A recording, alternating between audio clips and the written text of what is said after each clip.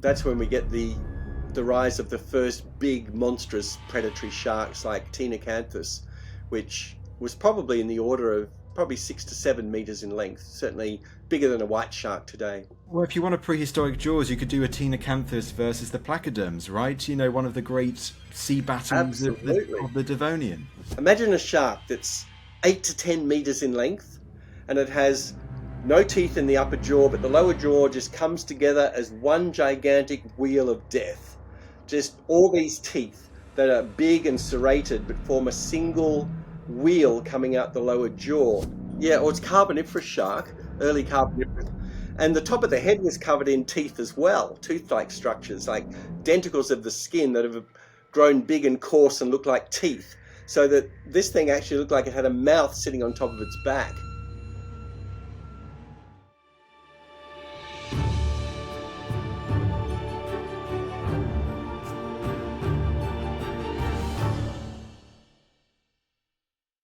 John, it is a pleasure to have you on the podcast today. Thank you, Tristan. It's great to be here. And we're literally doing this across the world. So you're in Australia at the moment, if I'm correct. So it's bright and early in the morning here in Britain. You've taken some time out of your evenings to come on the Ancients today. Yeah, it's dark now. It's winter and it's very cold, and I'm happy to be in a nice warm room to talk interesting things about fossil sharks with you. Exactly, fossil sharks. And this is a story that is, correct me if I'm wrong, but it feels it's older than the dinosaurs.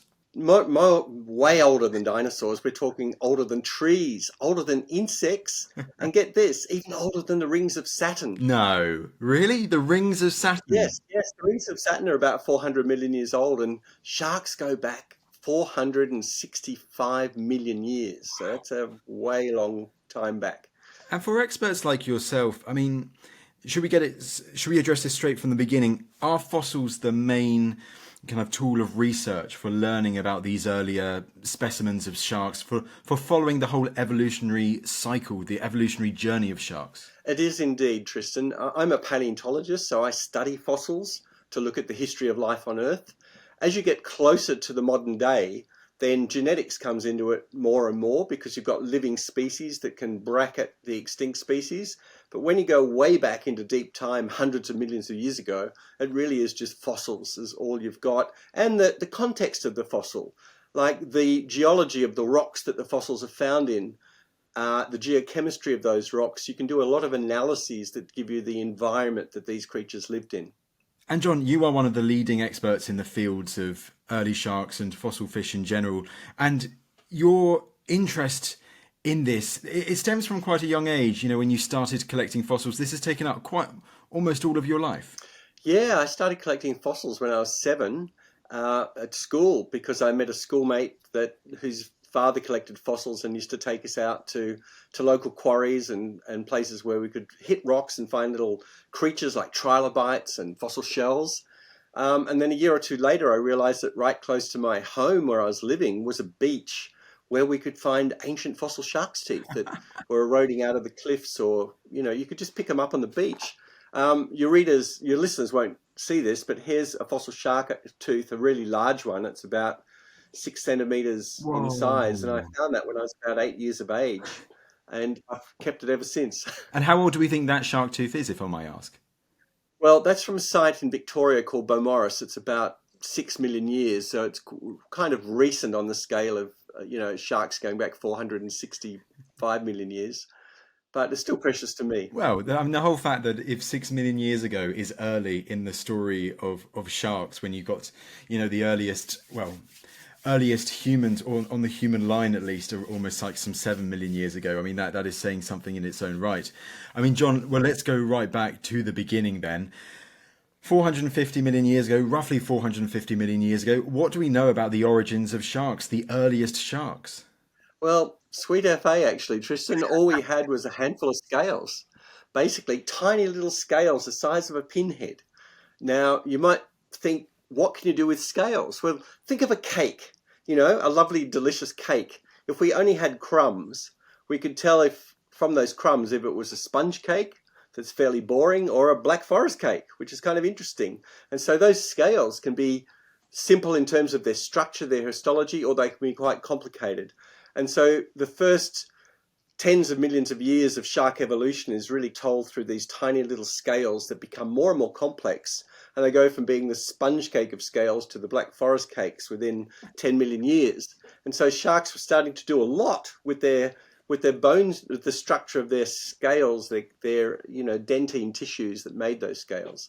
But we know nothing about the animal, what they look like, just that they were scales similar to living sharks. So we know they must be on the line leading to sharks. And how long is it before you start seeing the fossil record a bit more evidence and get a bit more sense of sharks actually as sharks? You have a bit more than just those scales and knowing FA about it. Well, that was the 465 million years ago was the Ordovician period, but you jump to the Silurian, which comes after it. There's not much there, still mostly, scrappy material. But when we go to the Devonian period, which started 419 million years ago and ended 60 million years later, we start getting abundant shark fossils from marine deposits and also freshwater, like river deposits. And an abundance of teeth, because it was that point in time, sharks developed their first great superpower, which is the ability to make lots and lots and lots of teeth quickly. So sharks today, for example, are shedding their teeth all the time as new teeth pop up and keep that mouth full of really sharp, effective teeth. So a shark can develop something like 20,000 teeth in its lifetime and keep shedding the old teeth into the bottom of the sea floor. So that's why sharks' teeth make excellent fossils. Fantastic. And where were these earliest shark teeth fossils found from some 419 million years ago? Well, Spain has got the oldest teeth that are actually belong to the same type of replacement tooth as modern sharks have in the Aragon Mountains of Spain, which I was there in 2022 actually on a field trip and got to visit the beautiful mountains there with the limestones.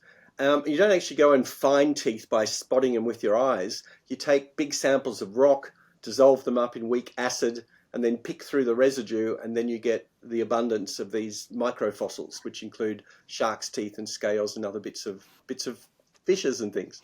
Now, John, before we delve more into the evidence that we have and, kind of their structure and size of these early sharks, you mentioned there also the Devonian period and how it proceeded by Ordovician and Silurian. Now, I don't know too much, but I know that this is long before, as you mentioned at the beginning, the times of the Triassic or the Jurassic or the Cretaceous with dinosaurs later. Yes. But can you give us a sense of almost what was happening in the world, between 450 and 420 million years ago, that you go from that Ordovician period to the Denisovan period, to the Devonian period, where you see this kind of great leap in shark evolution?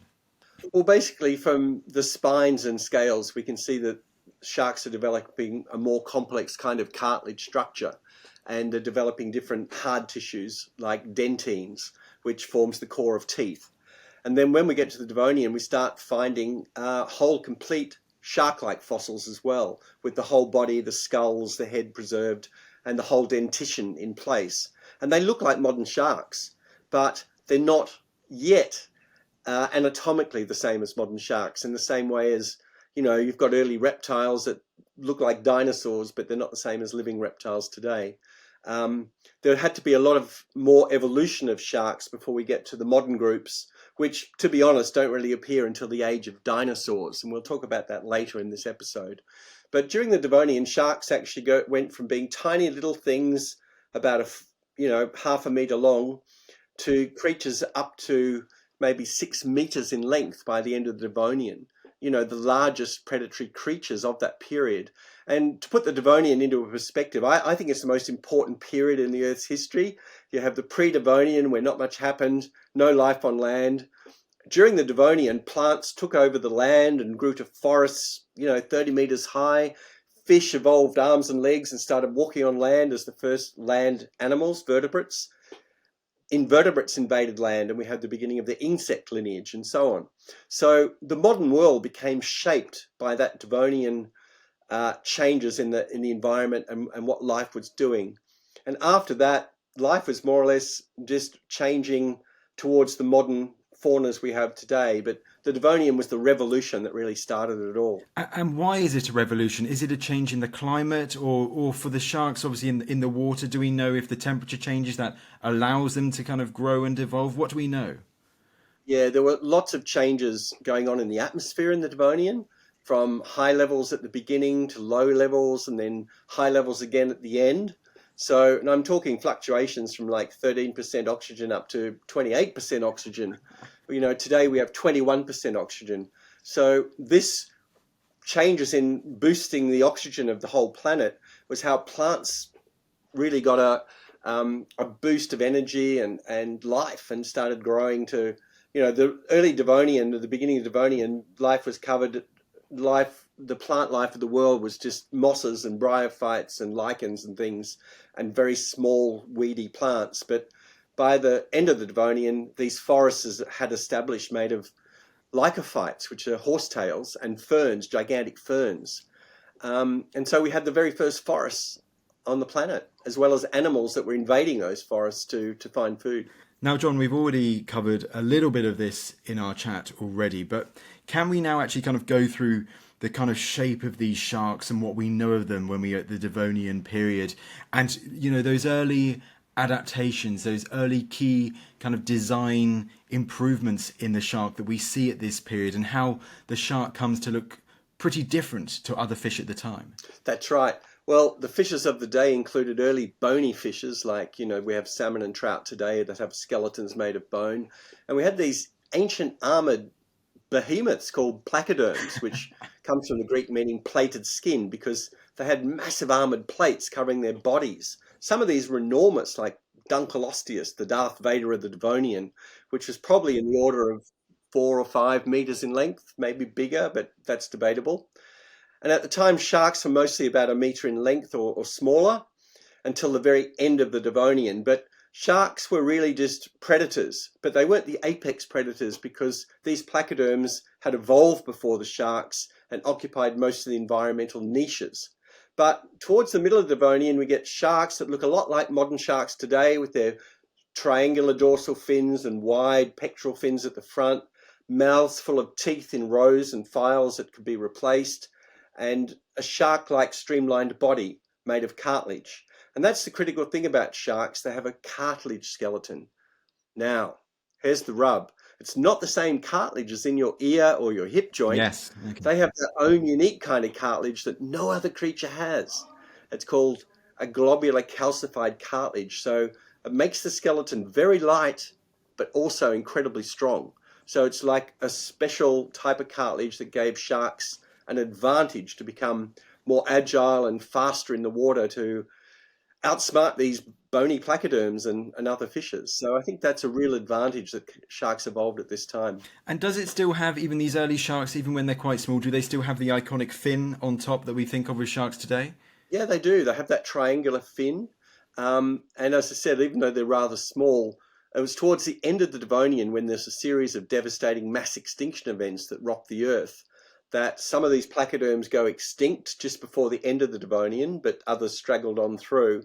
But at that point, which is about 10 million years, or actually about 15 million years before the end of the Devonian, sharks started to diversify rapidly and get larger and larger and larger.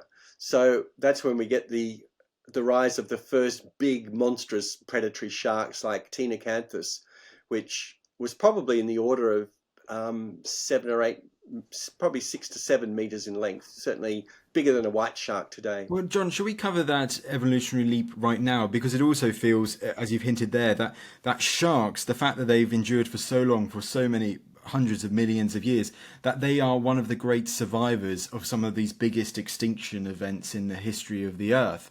And it feels like they are a beneficiary of this first big, almost wave that decimates quite a few other fellow species at the time. Yeah, and this was the second of the world's global mass extinction events. So in the last 500 million years, Earth has gone through 5 major mass extinction events. The first was at the end of that Ordovician period, about 455 million years ago, when all we had was sharks known by scales. But after that, we have an increase in the number of species of sharks, but they're still known from scant remains.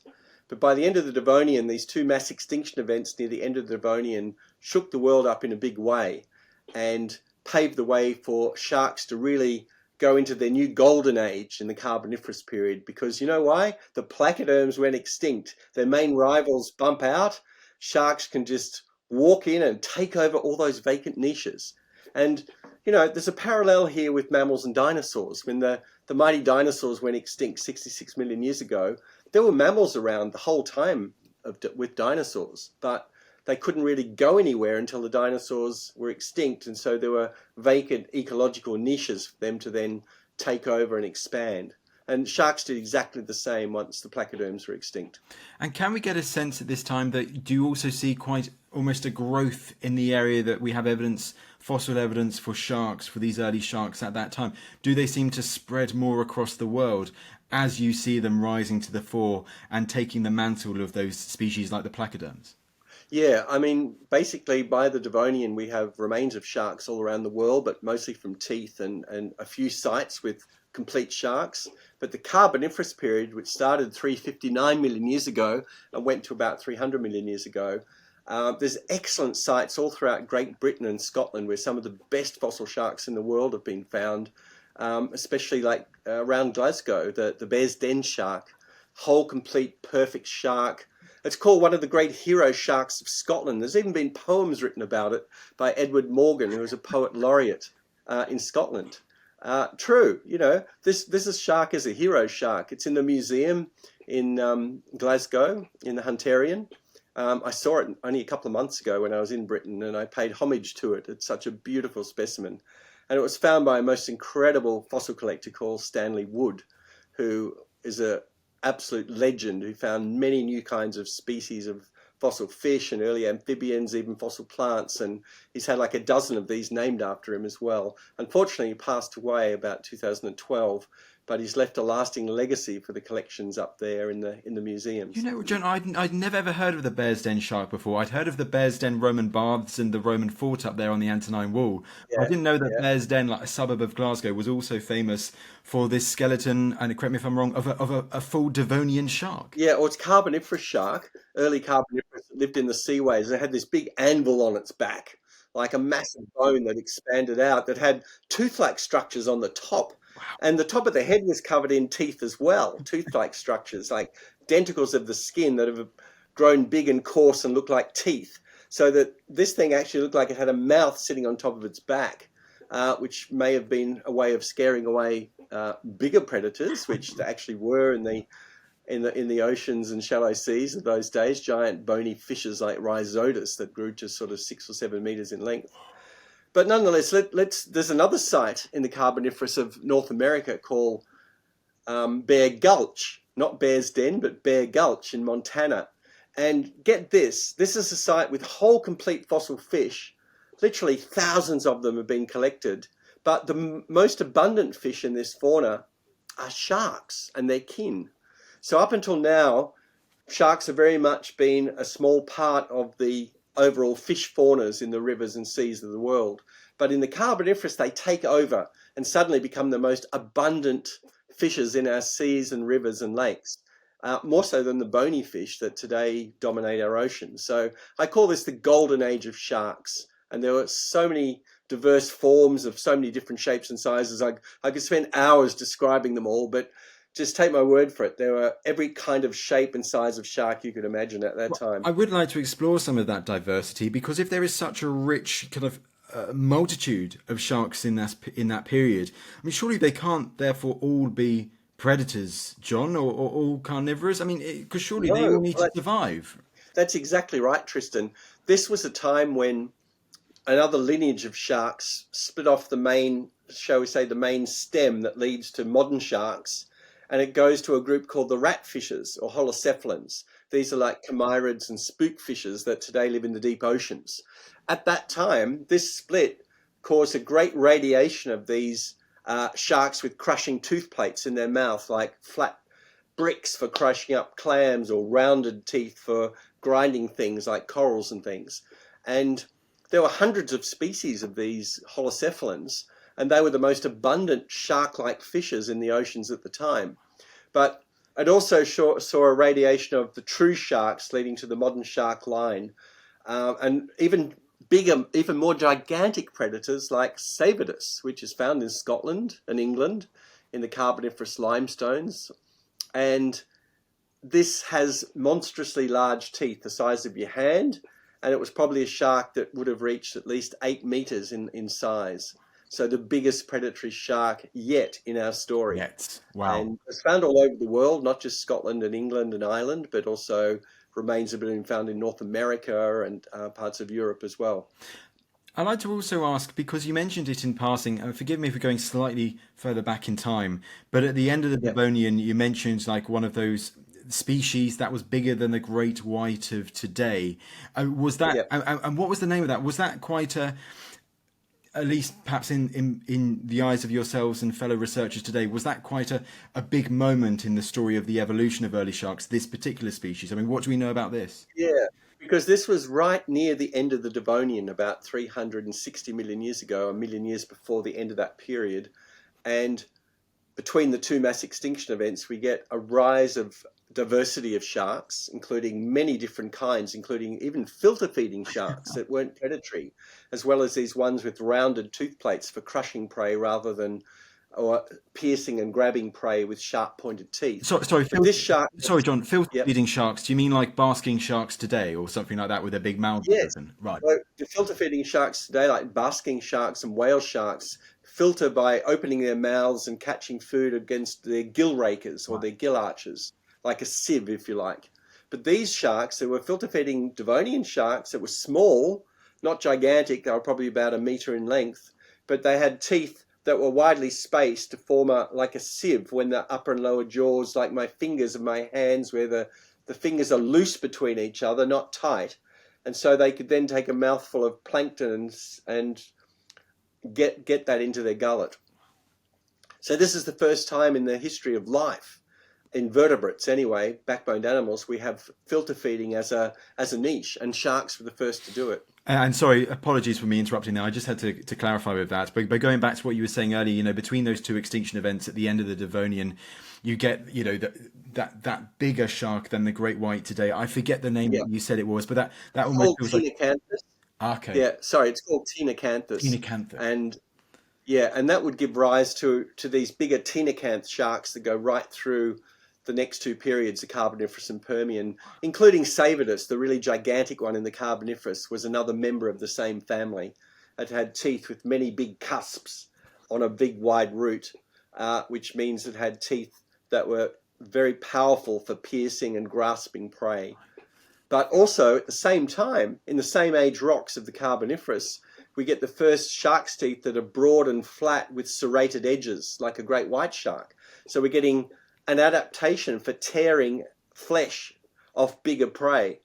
So for me, that's really significant because sharks were targeting creatures bigger than themselves at that time. Who knows what they were? There could be other sharks, or they could be other types of bony fishes that were around that we don't really know of at this stage. But whatever it was, if you've got serrated teeth like a steak knife, it means you can grab prey and really take chunks out of it, the same way that white sharks can take chunks out of a dead whale today. John, I feel you've probably therefore already answered another question that I had for you, but I'm going to ask you it anyway. I mean, it seems that, shark teeth, they are so important for understanding the evolution of sharks over those millions of years and comparing the various shark teeth to understand, how powerful a predator they were, or the kind of diversity of the sharks that you had at the time. Exactly. The teeth are amazing because there's so many different forms and shapes of sharks' teeth. Everything from, adaptations for cutting, for piercing, for grinding, for crushing. It's just amazing how suddenly once they'd got this formula for different kinds of tissues that build a tooth, then you can build teeth in so many different ways. And it's kind of a superpower that sharks had that no other fishes at the time could do, because all the bony fishes just had pointed, sharp teeth. They didn't vary that much, just like bony fish teeth don't vary that much today until you get into the specialized reef forms, the wrasses and things. But no, at the time, sharks were, took over the seas with so many different ways to feed with different shaped jaws and teeth. So let's kind of explore a couple more of these now. So you've already highlighted, yes, you've got the real dangerous predators in the Golden Age in the Carboniferous. You also mentioned about, the more the herbivore ones, almost, that different strand, and then also the kind of basking shark-like ones as well. But were there certain other key, almost subspecies of shark that developed during the Carboniferous that have their own different ways Yes. of eating? Yeah. Well, the most spectacular of these are the ones that aren't on the line to modern sharks, but go on the line towards the holocephalans or chimerids. And we get groups called Iniopterygians, which were totally bizarre. I mean, imagine a fish. It looks like a little stubby shark with huge pectoral fins that come out the back of its neck. And they look like antlers of a moose. And they fly through the water like a butterfly. And they have a club-shaped tail. I mean, and their mouth is just hardly any teeth except for one tiny little jagged whorl of teeth, like a buzzsaw at the end of the lower jaws. And these things, we know we've got them preserved whole from these sites in America, from Bear Gulch, and we know what they ate because they have remains of shrimp, they have remains of plants and conodont worm-like creatures in their gullets, in their stomachs. So we know these things were effective at hunting prey, but they weren't built for speed, that's for sure. So there were so many specialist types of shark-like creature around at that time. Some of these sharks even developed gigantic pectoral fins so they could swim through the water like stingrays, but they weren't quite the first rays yet. They wouldn't evolve until the Jurassic period, much, much later. But they were trying to be stingrays, if you know what I mean.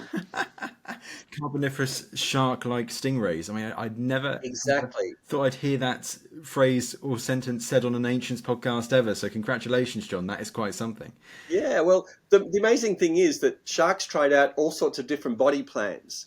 And even if they didn't work and that particular lineage went extinct at that time, it didn't mean they wouldn't try it again later. And later, when they invented that same body plan again, it did work, as rays became very successful later on. I mean, because John, can you give us a sense of the time scale with the Carboniferous period? How many millions of years are we talking about?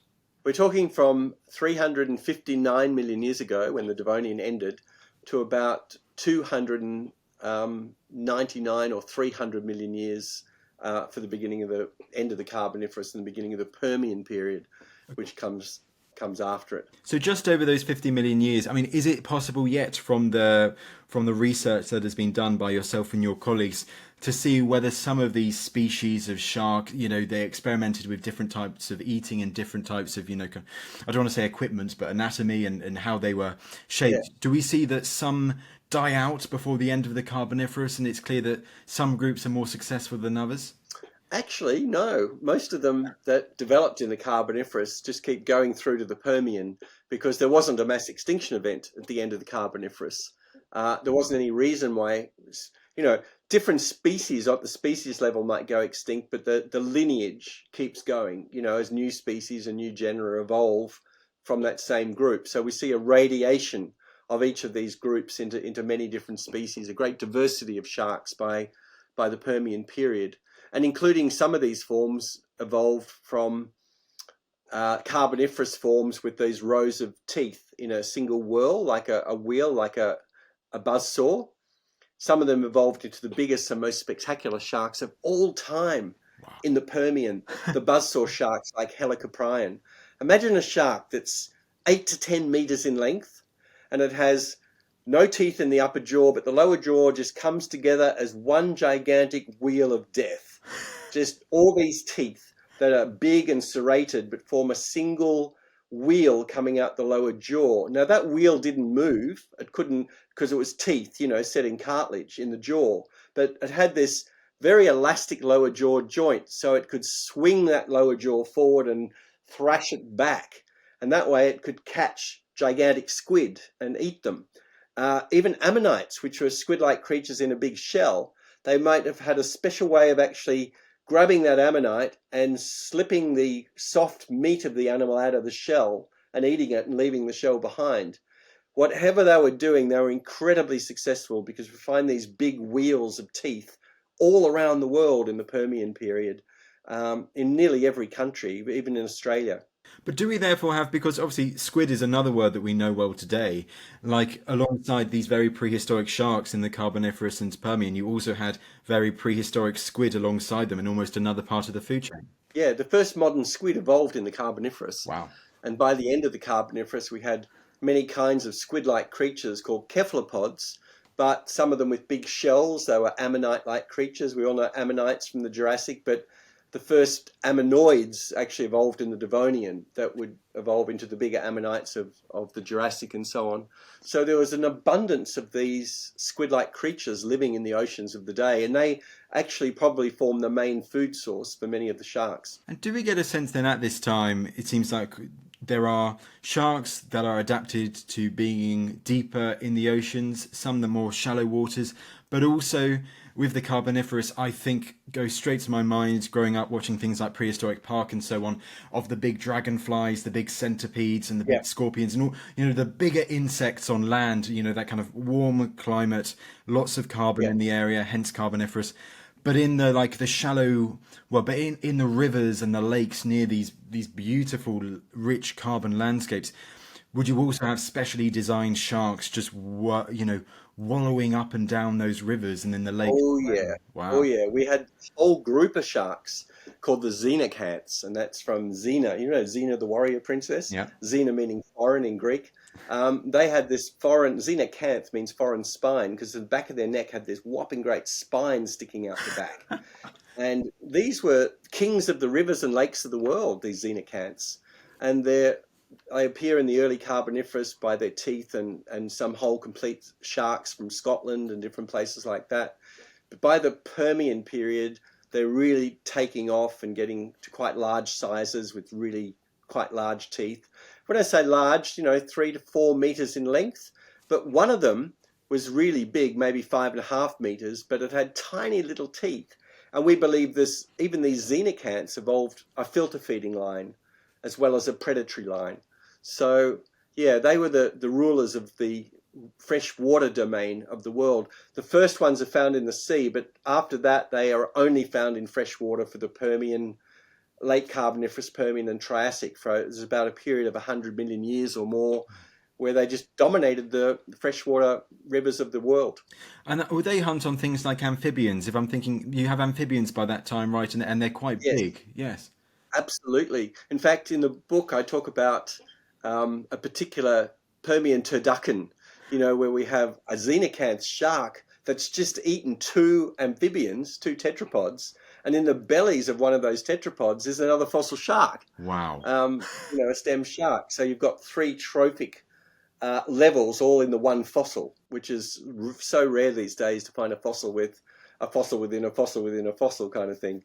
I mean, well, it shows so much more, isn't it, to the fossil record for these sharks. It isn't just, scales early on. It isn't just teeth, although the teeth are really interesting, as you've highlighted, for tracking the evolution and the different kind of strands of sharks at this time. You can also find, as time goes on, evidence of shark killings, deep in the Permian and Carboniferous and so on. Yeah, these Xenacanths are also the first record of shark cannibalism, Wow. where they're eating their own species, another Xenacanth. So that's really nice to record. They just ate anything. Sharks today, they only have one parental mechanism, and that is a hormone that kicks in when the females give birth, so they don't eat their young straight away. And that's as good as parental care you get with a shark. Well, sorry, I'm going to kind of go on a bit of a myth bust here and a bit of a silly one as well. There's that saying that sharks can't swim backwards or they always have to keep swimming forwards today. I mean, do we have any idea about that with the prehistoric sharks? Oh, absolutely, because their skeletal structures are the same as living sharks. And we even have beautifully preserved fossil sharks from the Devonian Carboniferous with the livers and soft tissues preserved in some deposits. And sharks have these gigantic livers, which gives them buoyancy in the water. And it's also a huge store of energy from squalene oil that those livers are full of, which enables sharks to do large migrations around the globe without feeding. If they don't need to, they can draw energy from those livers. So the point is that sharks can't respire by sitting still in the water. They need to either have a current moving through their mouth so they can breathe to get the oxygen out of the seawater, or they have to keep swimming to breathe. So they tend to keep moving, or if they rest, they tend to rest in areas where there's a moving current. flowing over them.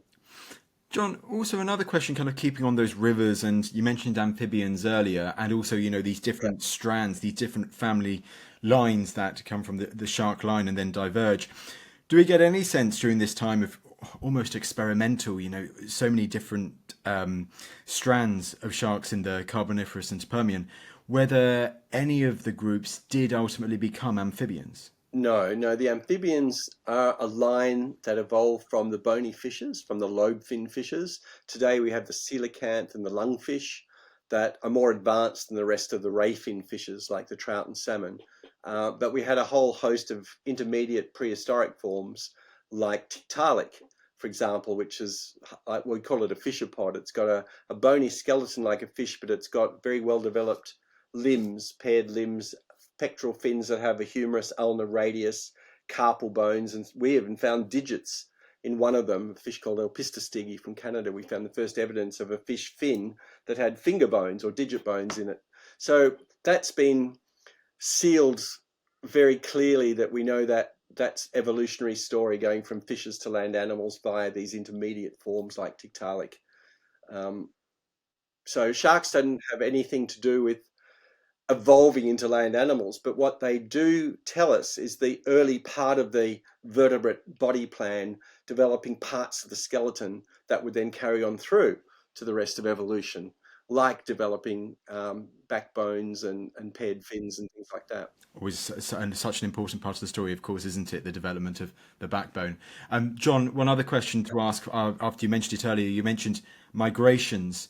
So with this great diversity of shark types at this time, should we imagine that some species, maybe the more predatory ones, were they more solitary creatures, and were other ones, did they keep together in larger packs and were following kind of migratory movements? Do we get any ideas of that from the record? We get vague ideas about it, really, Tristan, because fossil sites are so rare to get whole complete sharks, let alone to get a massive sharks preserved as a fossil in one bed is very rare. We do get that with bony fishes in different deposits around the world, but we know from some of these sites where shark fossils are common, like the Bear Gulch site in Montana, that has yielded thousands of well-preserved fossil shark remains, that some sharks tend to be more common than others, which does kind of suggest that in one layer you can get an aggregation of sharks.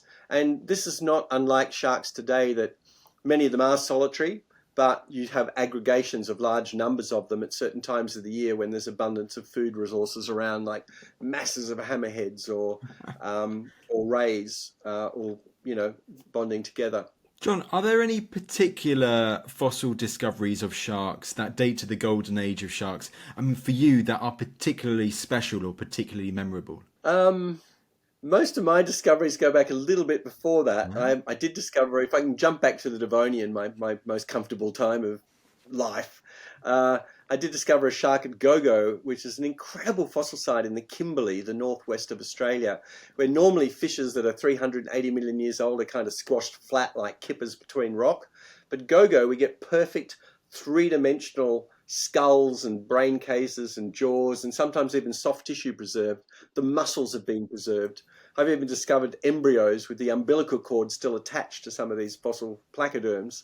But I did discover the first shark from that deposit that was ever found there after 60 years of collecting by the British Museum in the 60s, and by me since about the mid-80s onwards. I've spent nearly 40 years collecting at that site and made many interesting discoveries, shall we say.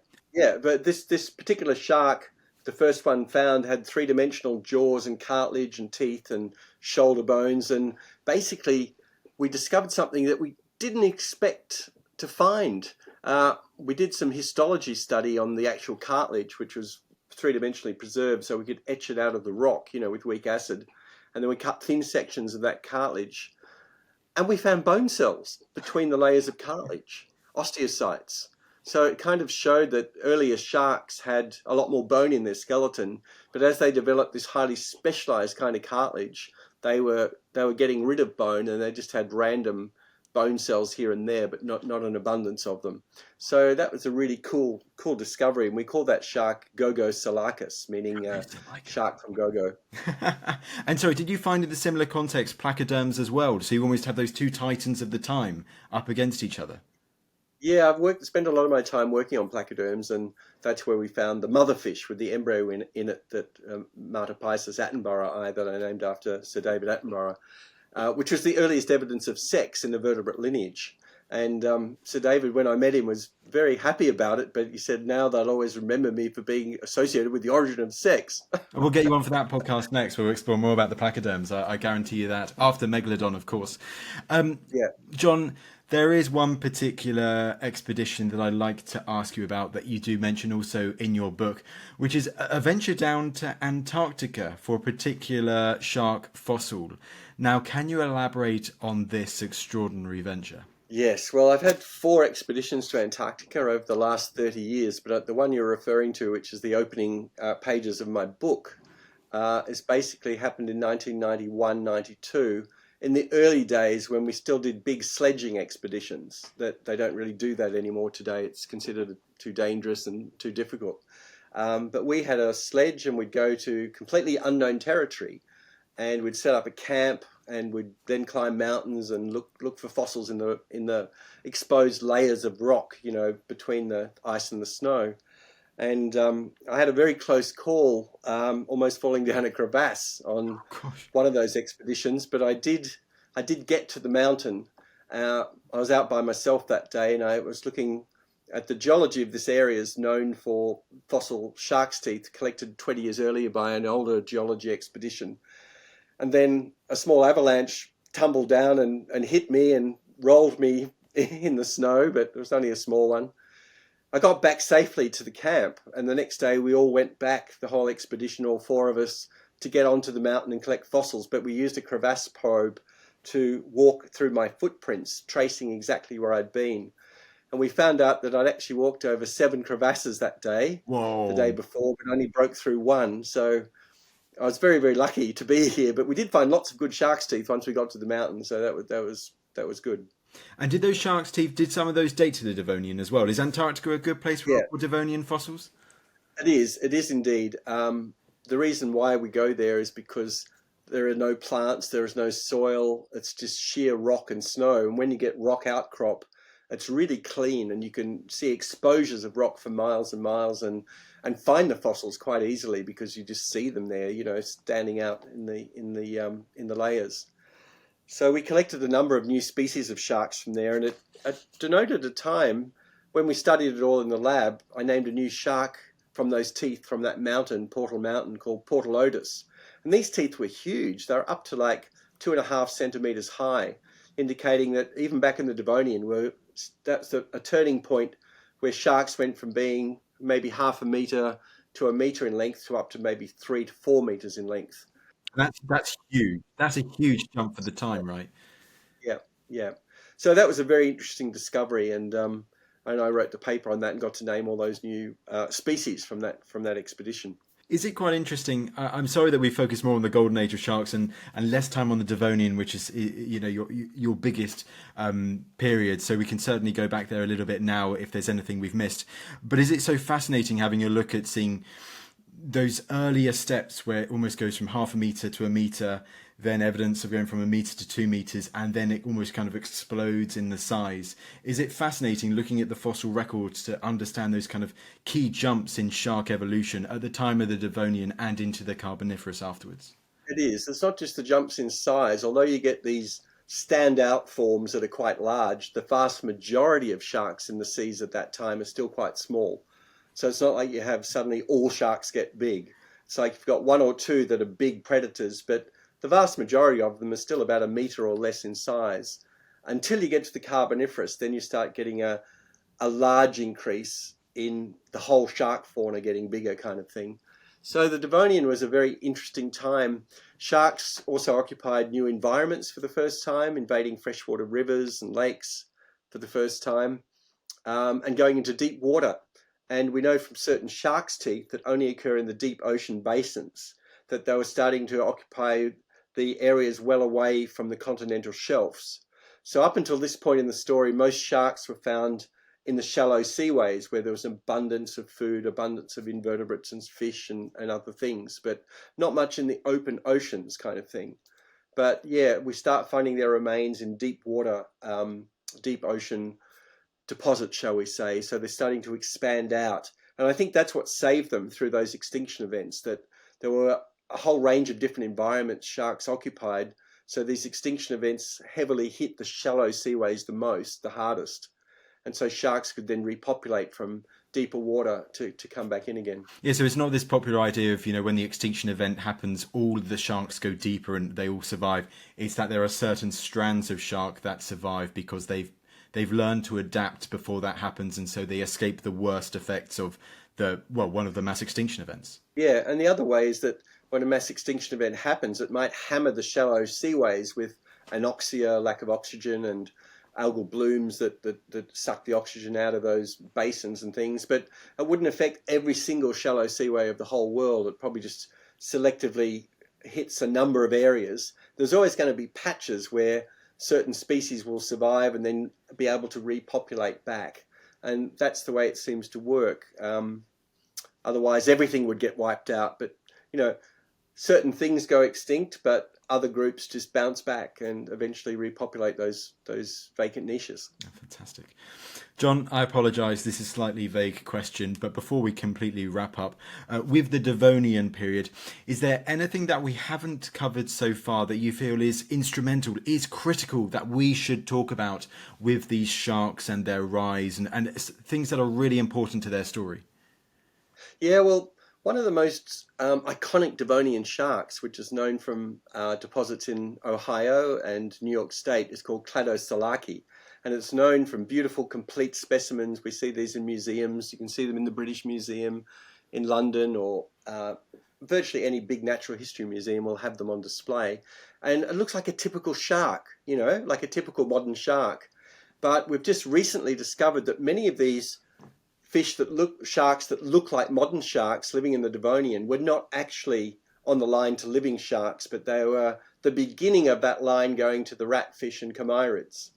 So the thing that when I wrote the book and I researched this whole topic very thoroughly, I spent 4 years writing this book, The Secret History of Sharks, that fundamentally it was a revelation to me that most of the sharks I thought were typical sharks were not. They were actually members of this early holocephalan radiation going towards the ratfishes today. And that with there's very, very few sharks in the Devonian that are actually on that line that lead to modern sharks. But Tenacanthus, the great big predator, was one of them, as was another common shark called Phoebodus, which is mostly known from isolated teeth, but we have whole complete specimens of it from the mountains of Morocco at this time. So it's Tenacanthus, is it? That's the how it pronounced. Tenacanthus. CT Tenacanthus. You could almost comb. Well, if you want a prehistoric Jaws, you could do a Tenacanthus versus the placoderms, right? One of the great sea battles of the Devonian.